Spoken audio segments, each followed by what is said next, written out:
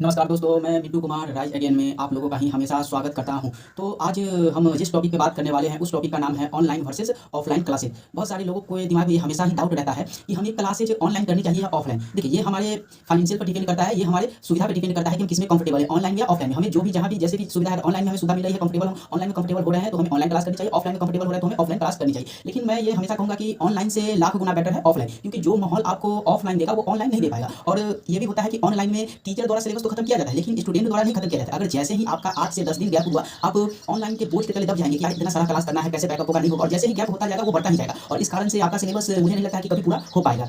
लेकिन ऑफलाइन में क्या है, ऑफलाइन में हमें क्लास रेगुलर मिलती है, नोट्स जो होते हैं वो रेगुलर मिलते हैं, टीचर द्वारा हमें सही गाइडेंस मिलता है, और जो भी वर्क दिया जाता है वो उस पर काम किया जाता है। जो भी डाउट हो वो इंटरेक्शन होता है दोनों में, हमारा सारा का सारा प्रॉब्लम ऑफलाइन में समाप्त हो जाता है। लेकिन ऑनलाइन में ऐसा कुछ भी नहीं है। ऑनलाइन में इसके मालिक हम है। अगर मेरा मन है पढ़ने का तो हम पढ़ेंगे, मेरा मन है नहीं पढ़ने का तो हम नहीं पढ़ेंगे। लेकिन ऑफलाइन में ऐसा नहीं है, टीचर के डर से ही सही, लेकिन हम क्लास रेगुलर जाएंगे, उनका वर्क रेगुलर करके जाएंगे। और शायद यही कारण है कि ऑफलाइन के बच्चे ज़्यादा अच्छे कर पाते हैं या ज़्यादा सिलेक्शन ले पाते हैं। लेकिन ऑफलाइन में ऐसी बात नहीं है कि ऑफलाइन में आपको सिलेक्शन नहीं होता है, ऑनलाइन से सिलेक्शन नहीं होता है, ऐसी बात नहीं। लेकिन इसमें जरूरत होती है कंसिस्टेंसी की। अगर आप भटक जाते हैं तो मुझे नहीं लगता है आप जल्दी उस रास्ते पे आ पाइएगा। या जबकि सब कुछ हमारे मोबाइल में ही रहता है, मटेरियल हो चाहे हमारा डाउट पूछना हो, कुछ भी हो, सबके सब हमारे एक ही मोबाइल में सारा का सारा सुविधा हमें दे दिया जाता है। लेकिन कहते हैं ना कि ज़्यादा सुविधा आदमी को कमजोर बना देता है। शायद यही कारण है कि ऑनलाइन में तो टीचर के द्वारा सिलेबस खत्म किया जाता है, लेकिन स्टूडेंट के द्वारा जल्दी सिलेबस नहीं खत्म किया जाता है। मात्र 30 से 50% के बीच में ही ऐसे स्टूडेंट होंगे जो ऑनलाइन में पूरा का पूरा सिलेबस खत्म कर दिए जाते हैं। अब हम बात करेंगे रिजल्ट की। रिजल्ट में आप लोग हमेशा, मैंने भी खुद इंटरव्यू देखा है, जितने भी स्टूडेंट सिलेक्शन लिए हैं वो सारे के सारे झूठ ही बोलते हैं से हम ऑनलाइन से पढ़कर सिलेक्शन लिए हैं, ऑनलाइन से पढ़कर सिलेक्शन लिया। आप जितने भी सिलेक्टेड बच्चों को देखिएगा वो कहेंगे कि ऑनलाइन से पढ़कर सिलेक्शन लिए, लेकिन ये इसके पीछे की कहानी कुछ और रहती है। अगर वो बोल देंगे ऑफलाइन से ही पढ़ना जरूरी है तो क्या होगा, ऑनलाइन वालों का बिजनेस नहीं चल पाएगा। इसलिए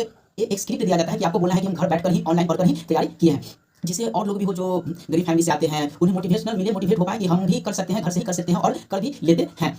तो हमें ज़्यादा भटकाव में नहीं भटकना है। हमें ये देखना है कि हमारा सुविधा किसमें है, हम किसमें समझ पाते हैं और हमें कहाँ कंफर्टेबल है। अगर हमारे पास सुविधा है, अगर हम फाइनेंशियल स्ट्रॉन्ग है तो हमें ऑफलाइन ही चॉइस करना चाहिए, ऑफलाइन ही हमारी पहली पसंद होनी चाहिए। अगर हमारे पास सुविधा नहीं है, अगर हमारे पास फाइनेंशियल स्ट्रॉन्ग नहीं है, वीक है, हमारा बैकग्राउंड ऐसा कुछ नहीं है, सही गाइडेंस हमें नहीं मिल पाता है, तो हमें ऑनलाइन ही क्लास करना चाहिए। क्योंकि आप भटकते भटकते सही राह पर पहुंच ही जाइएगा। लेकिन याद रखिएगा, ऑनलाइन में हमेशा कंसिस्टेंसी की जरूरत होती है। आपको समझ में आए या ना आए, आपको क्लास कंटिन्यू करना है, नोट्स कंटिन्यू बनाना है। हम इधर उधर की बातें ध्यान नहीं देनी है। जैसे सबसे बड़ा भटकाव होता है यूट्यूब पे। जैसे ही आप किसी टीचर का वीडियो देख रहे हैं और अगर उसका समझ में नहीं आता है तो यूट्यूब पे बहुत सारे विद्वान लोग बैठे हुए हैं। जैसे हम आपको बताते हैं, अगर हमारे लिए जरूरी क्या है, गांधी जी का जन्म कब हुआ, उन्हें राष्ट्र पिता क्यों कहा जाता है, ये जरूरी है। लेकिन बहुत सारे विद्वान लोग अपनी विद्वानता रिप्रेजेंट करने के लिए, दिखाने के लिए यूट्यूब पर गांधी जी के बारे में बताएंगे, गांधी जी के पढ़नामा का नाम क्या था, जो कि हमारे सिलेबस से कुछ भी लेना देना नहीं है। तो वहां पर भटकाव हो जाता है। अगर हमें किसी टीचर का क्लास पसंद आ जाता है तो ज्यादा फी भी ऑनलाइन में नहीं है, हमें तुरंत ही ऑनलाइन क्लास ज्वाइन कर लेनी चाहिए। और उसके बाद हमें कहीं भी नहीं देखना है कि कौन सा टीचर अच्छा है कौन सा खराब है। अगर हमने एक बार चूज कर लिया कि हमारे लिए टीचर परफेक्ट है तो हमें उसी टीचर से क्लास करना है, बाकी किसी टीचर की ओर देखना तक नहीं है। अगर जैसे ही आपको समझ में नहीं आता है, किसी और टीचर का वीडियो देखते भी हैं तो आपको क्या होगा, मन भटकाव कर देगा कि अरे इससे हमें समझ में नहीं आता, इस टीचर से पढ़ेंगे तो समझ में आएगा। क्या होगा, आप आधा अधूरा छोड़कर किसी और टीचर के पास चले जाएगा क्लास करने। फिर वहां पर ये भी होगा कि यार इससे अच्छा तो वही टीचर थे। जब तक आप वहां पर लौटिएगा तब तक आपका टाइम काफी खत्म हो चुका रहेगा। तो इसीलिए अपने सुविधा अनुसार आपको अगर कंफर्टेबल है ऑनलाइन में क्लास करेंगे तो ऑनलाइन में कीजिए, ऑफलाइन में क्लास कंफर्टेबल है तो ऑफलाइन में कीजिए।